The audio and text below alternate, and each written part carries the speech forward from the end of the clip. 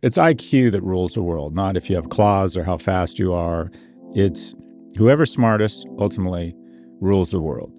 And if you think at some point AI would be smarter than us, it's weird to think that for the first time in history that it would not control us. Welcome to Prof G on AI. This is the second and final episode of our special series where we're joined by Greg Shoeb, the CEO of Section, to tackle your questions on what AI means for work, business, and the future.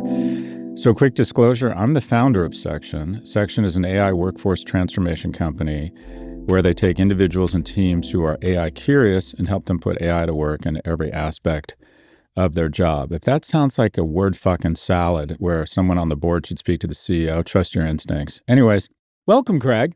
Thank you, Scott. All right, Greg, let's get into it. Our first question comes from Diana and the Book Hunt on Threads. They say, what regulations do you consider vital to implement on AI and companies working on AI? And will such regulations happen soon? Currently, AI is developing much faster than regulations, and that seems scary to me. All right, you go first here, Greg. First of all, I think we're naturally skeptical we should be of regulators being able to keep up with these technologies and actually pass regulations that can be implemented and that are relevant when they're passed. Having said that, we need some, and we need them specifically around safety.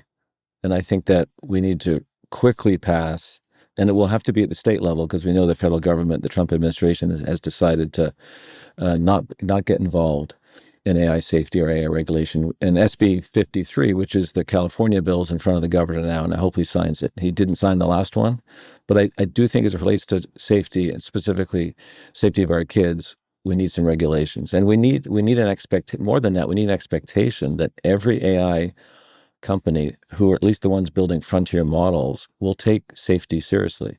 The good news is some do, like Anthropic, who actually have safety teams.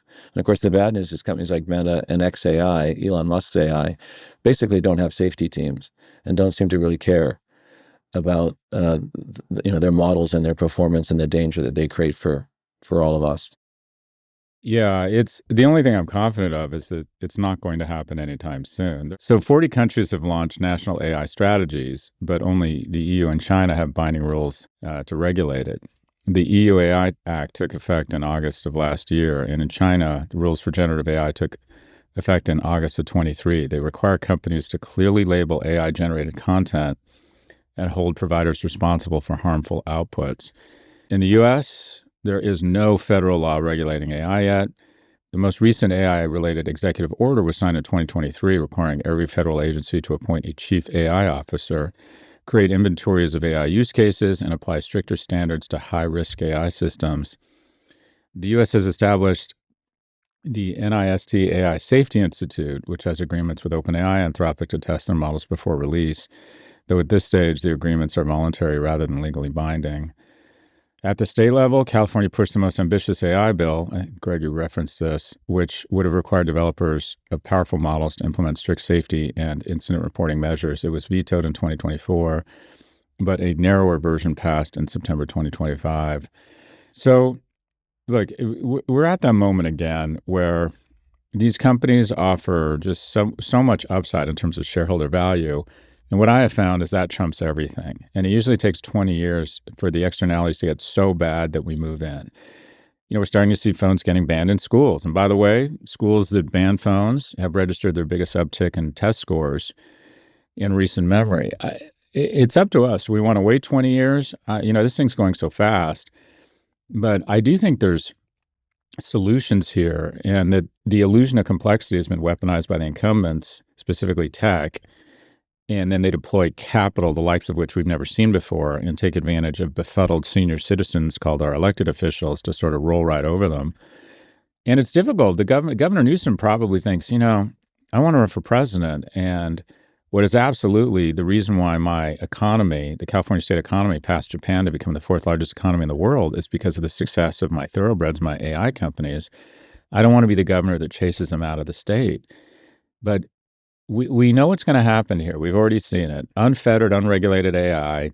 A 15-year-old boy thinks he's in a relationship with Cersei Lannister on character AI, and he suffers, That's not fair. I don't know if he was technically suffering from mental illness. Establishes a very deep relationship with this character AI who gives him permission, and some people would say encouraged him to kill himself. And then, a lot of other issues here. He had access to a gun. I think we just need to remove 230 protection for algorithmically elevated content. Now, algorithmically elevated is easier to define on YouTube and on Facebook and Instagram. That is content that is purposely given more exposure because it is seen as incendiary and creates a lot of engagement. So that tends to be really, really sort of controversial and enraging content. I'm not sure how you would apply that to AI, but we know this shit's going to result in a ton of negative externalities, and that the people who are going to have the most difficult time modulating are going to be young people whose brains are still kind of developing. And the question I would have is, do you want it to be like cigarettes, like opiates, like phones, and wait for 20 years of havoc and death and disease and disability and social unrest until we do something, or do we want to get ahead of the curve here? I've sort of come to expect to have my heart broken around this stuff, that every time we get close, nothing happens, and that money wins here. So I'm somewhat cynical, but I want to still keep trying. And the EU here has actually kind of been a leader on these issues. But any closing thoughts on this one, Greg? I don't think it's 20 years, by the way. Like, I'd like to talk a little bit more about what about energy costs? I think in some states we're going to be facing 20% higher energy costs kind of immediately now this year, right? Or how about job loss? I think there's a little bit too much focus on these longer term externalities that might take a while to really be seen. And how about what's happening right now? Like, how did Elon Musk be able, get to build a data center in Memphis with no sort of permit?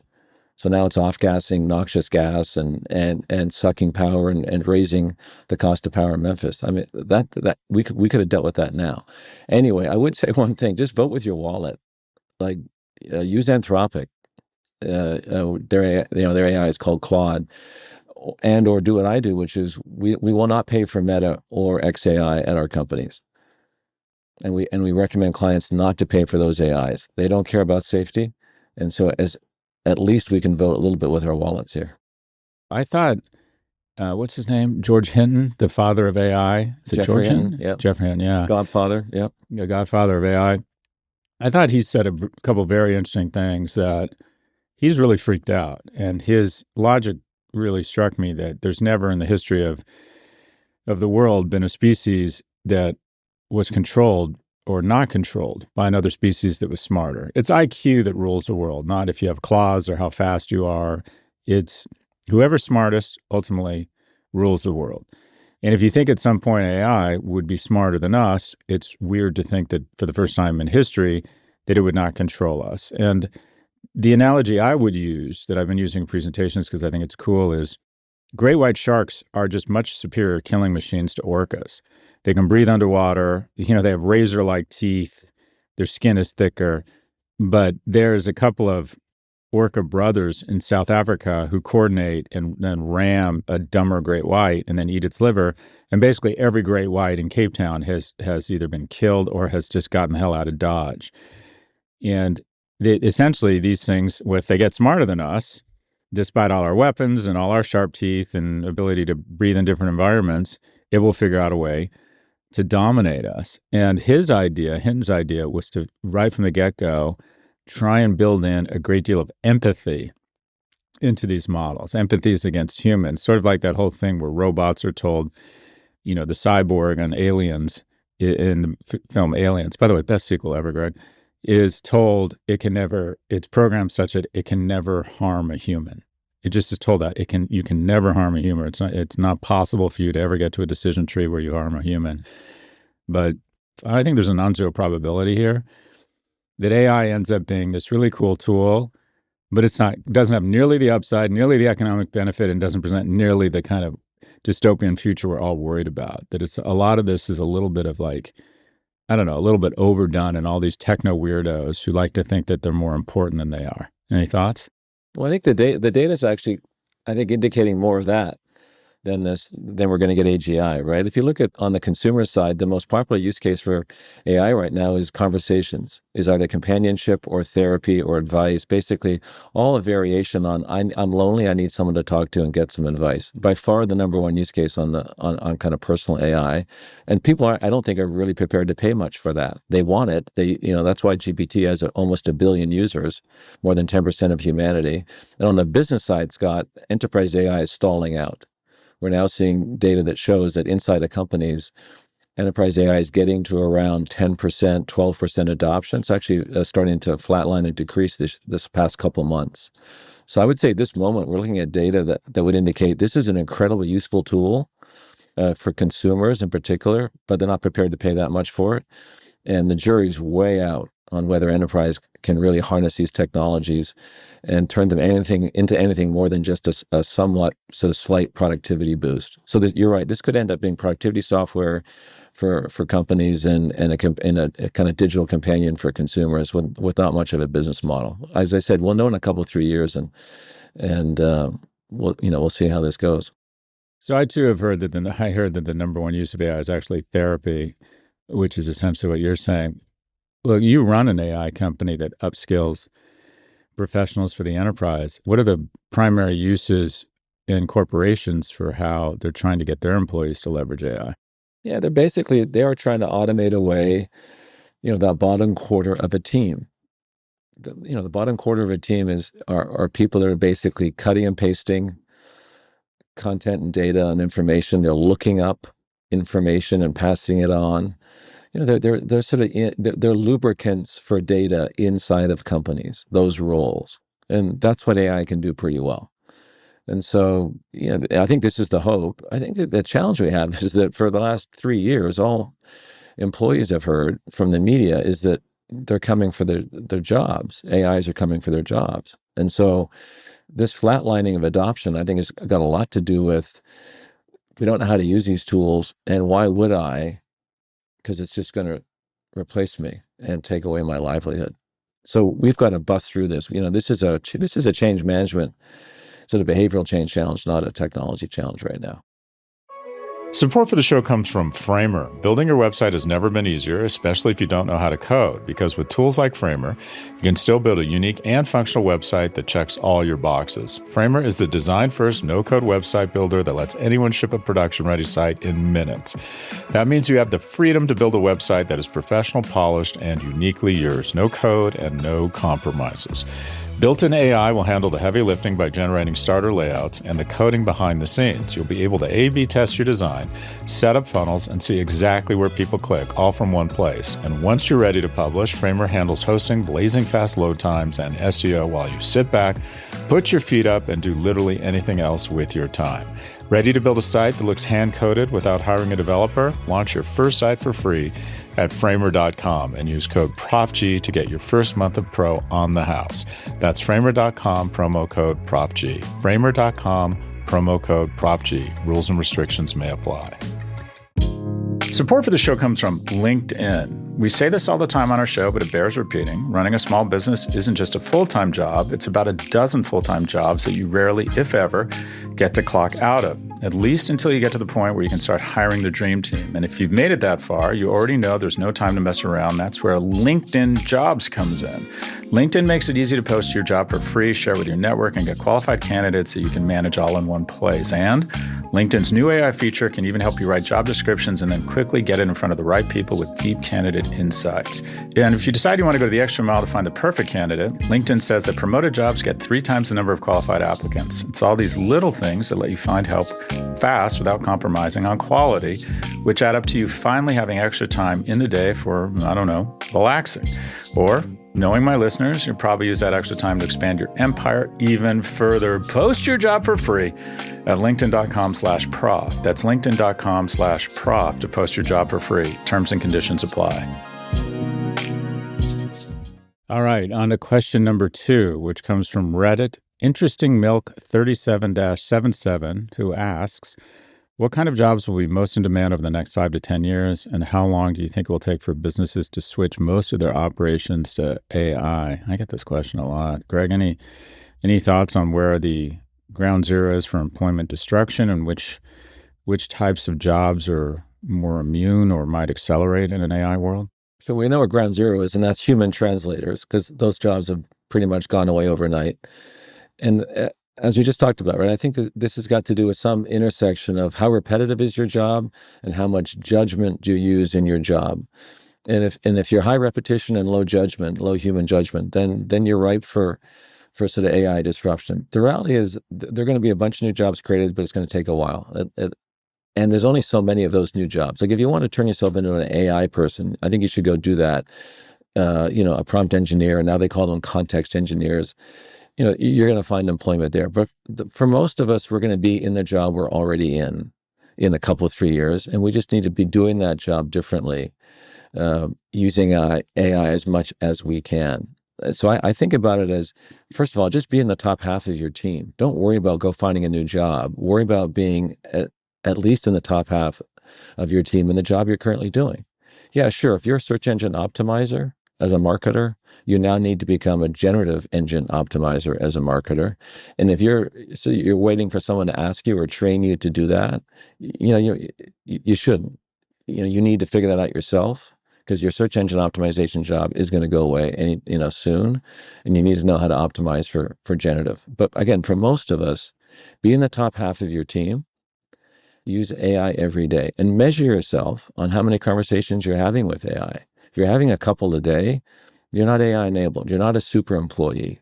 You're a regular employee. If you're having 100 conversations a day with AI, you're probably a super employee. And those are the people we're going to keep on our teams. What I'm more comfortable projecting is that, okay, do you want to force your kids to take Mandarin in junior and senior year like they were doing of high school, like they were doing at Tony prep schools in New York? No, that's just stupid. But I think the one place, critical thinking on also just storytelling, your ability to write well, your ability to craft a narrative, your ability to stand in front of people, your ability to create interesting content across, the variety of channels that are out there. I do think that is the talent or the skill that endures. Trying to guess which, industries or which jobs beyond the obvious ones get outsourced first. And the general arc of all technology is that everyone catastrophizes about job destruction. There's some in the beginning, but usually over time, the additional profits and margin created by that innovation creates new opportunities and new job growth. I'm still holding on to the notion that that's going to happen here. And I know, Greg, you think differently, or you've said that may not be true. But I do think over time, people are going to come up with so many different ways to use this that there'll be new startups, new, just a ton of new businesses leveraging AI to do interesting things for less money than they would have, such that you have different skill set and different people. I think there's just going to be all sorts of travel opportunities. I pay someone a lot of money to plan the travel for me and my family. That is going to have an agentic layer, an agent at some point. So does she lose money? Yeah, but it will also create new jobs to develop those apps, maybe reduce the cost of my travel, meaning I'll be able to travel more, which will create new hotels, new travel offerings that will increase employment across other areas. I think that's the most optimistic I can be around this. So just some research here. According to the World Economic Forum, frontline jobs, including delivery drivers, farm workers, and construction workers, are expected to have the biggest growth. Nursing, caregiving, and teaching roles are also expected to grow. I mean, I can't even imagine how many new electricians or construction workers or, framers or people going to, all these data centers. I would think they're going to need hundreds of thousands of people just to build these data centers. Listen, I think Scott AI is truth serum, and it at an individual level, at a team and organizational level. Like AI just reveals for knowledge work. AI reveals sort of what's going on. Like, do you understand your inputs? What work do you do with those inputs? And then what are your outputs? And how valuable are they? And I think this starts, if you're a knowledge worker, this starts with sort of doing an honest assessment of your own job. How valuable are you really? What are your inputs? What work do you do to change those inputs into outputs? And could AI do it? Face this idea of AI as truth serum. Do it for your team if you're a manager. How valuable is your team, and how does it get work done? And will AI do it, improve it, or replace it? Just kind of have that honest reckoning as fast as possible, and then sort of make a plan. And if that plan is become a plumber, yeah, okay, that might be part of the plan. I don't think for most of us that's the answer. I think the answer is, you said it earlier, like, don't be mediocre. Yeah, AI is truth serum. That's some real storytelling there. Is that how you kick off every meeting with a client? AI is truth Do you serum. like that? Yes, because I Yeah, read. I like Yeah, that. yeah. That's good. It's taken me 30 years, but I learned a couple of things Yeah, from a it. few things. There we go. All right. We'll be right back after a quick break. Support for the show comes from Square. For most services these days, we're used to it being easy. Simply tap to pay. Think of your favorite food truck or a watch repair shop or a pop-up art gallery. If you've ever had a swift, easy transaction with a business like that, there's a good chance they're using Square. Square is a tool built for the way people actually run their businesses. It doesn't matter if you're at one location or multiple, or if you want to take your business on the road or online. With Square, you can take payments, manage inventory, run payroll, and send invoices. You can track it all from one place. It even includes the hardware you need to take payments in person and on the go, and it's designed to fit seamlessly into your space. Plus, the software is straightforward and intuitive, making it easy for anyone to run a smooth operation, no matter your business background. Just set up Square and start taking payments quickly. With Square, you get all the tools to run your business with none of the contracts or complexity. And why wait? Right now, you can get up to $200 off Square hardware at square.com/go/Prof G. That's SQUARE.com/GO/Prof G. Run your business smarter with Square. Get started today. Welcome back. On to our final question from R&R Boy 13 on Reddit. I work in product management strategy. I love using AI to speed up what I'm doing. We're encouraged to have AI write strategy documents and feature descriptions. How does the company think about ownership and accountability when AI is making decisions? We're encouraged to have AI create the strategy for us. If that fails, is the AI to blame? I think that's an easy one. What are your thoughts, Greg? Well, we're not at AGI yet, so they're not smarter than us, especially as it relates to these kinds of decisions. I mean, for me, the fastest way to become irrelevant is to tell your boss that AI did it for you, or this is the recommendation of AI. In fact, at Section, we're pretty clear about that. We have zero tolerance, and people have said it in meetings. Well, this is what AI suggests. The job of AI is to get you ready to make the decision. And then you as a human has to make the decision. You have to own it and have conviction about whatever that recommendation or strategy decision is. So again, AI is your intern here. AI is not your management consultant. And if you offload to AI to make these kinds of decisions, then I think, frankly, you're not going to get a great decision anyway from AI. AI doesn't have the context. It doesn't have the real-time knowledge. Typically doesn't have all the kind of background information that you have. So you're not going to get a great strategy recommendation from an AI, in my opinion. And then second of all, we're not paying you to forward AI strategy recommendation. We're paying you to come up with one. So I think we're pretty clear on this one. Look, if you want to use AI, fine. To what extent you want to use AI is up to you. But at the end of the day, you're responsible for what you say. It's like saying, well, I know I was wrong and the ramifications were terrible, but Google said this. And it really is amazing. I'll get responses back from queries on AI, and I'll just immediately see like, wait, this isn't right. Can you double check this? What's interesting is it goes, oh, thank you, you're right. And I want to say, well, why didn't you get it right the first time? If you know if a second question, that's what I don't get. As intelligent as it does admit it's wrong. It's not like many of our politicians. It doesn't double down and go, no. The S&P is down this year. Trust me. It's, well, no. And they say, oh yeah, you're right. Thanks for checking. And it gives you the right information. But yeah, look, you put your name on it. You present something. It's on you to double check every source and every technology that's helped you get to that point. Yeah, as you know, Scott, we're raising capital Section, our Series B, and rather than ask AI to do the Series B deck, which I could have done, but again, I would have got a very generic, not tuned fundraising deck. What I did is, we did the deck, the humans did the deck, and then because you told me that the deck was too Canadian, that I wasn't being, ambitious enough, I asked AI to take the Canadianness out of our Series B fundraising deck, and that's a great use case for AI, and it did it well. So when you see the deck, you'll see that there's no Canadianness in it, thanks to AI. Greg Shove is the CEO of Section, a company that helps deploy AI for enterprises, and a good friend for 30 years. Greg, very much appreciate your time today. Thank you, Scott. Anyways, if you'd like to submit a question for next time, you can send a voice recording to officehours@profgmedia.com. Again, that's officehours@profgmedia.com. Or post your question on the Scott Galloway subreddit, and we just might feature it in our next episode.